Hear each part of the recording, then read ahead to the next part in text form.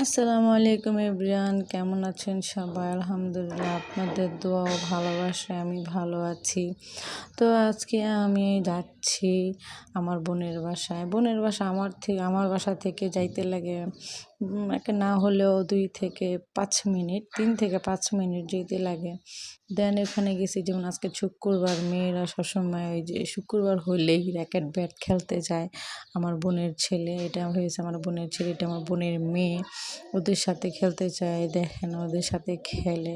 দেন আমি ঘরে চলে গেলাম, আমার বোনের রুমে যাই। তো পুরাই আমি সারপ্রাইজ হয়ে গেছি যে আমার বোনের ছেলে গিফট পাইছে, কারণ ওর বাবাও একটা ইলেকট্রিশিয়ানের কন্ট্রাক্টর এবং ও সে কাজ জানে।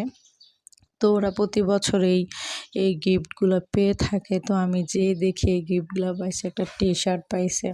তো বোনকে বললাম, এগুলো খুলে তুই সুন্দর করে শোকেসে সাজিয়ে রাখ।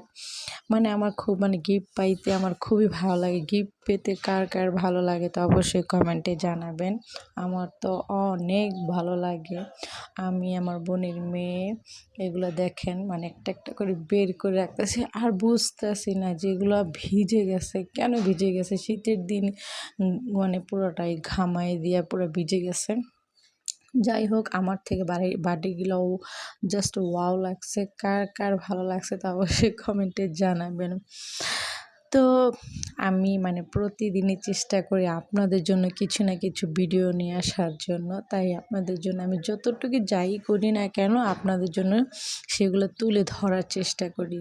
দেন এখানে আমরা কে কে এই কাজগুলো করেন জানো? এই যে ভাত বেশি এগুলো রেখে দিই ফ্রিজে, তারপরে একদিন নামিয়ে তারপর সবাই এগুলো খিচুড়ি খাট্টা বলে, হ্যাঁ, খাট্টা রান্না করে আমরা খাই। কার কার ভালো লাগে তা অবশ্যই কমেন্টে জানাবেন। আমাদের তো অনেক ভালো লাগে, আমাদের ফ্যামিলির সবাই আমরা এগুলো খেতে খুব পছন্দ করি। আমাদের ফ্যামিলির ভিতরে আমার বাবা মা নাই, আমরা 2 ভাই 2 বোন, এগুলো আমরা এই ফ্যামিলি। তো বেশিরভাগ আমরা 2 বোন। তো আমার এই ভিডিওটা যদি আপনাদের কাছে ভালো লাগে তো অবশ্যই লাইক কমেন্ট শেয়ার করুন। আল্লাহ হাফেজ।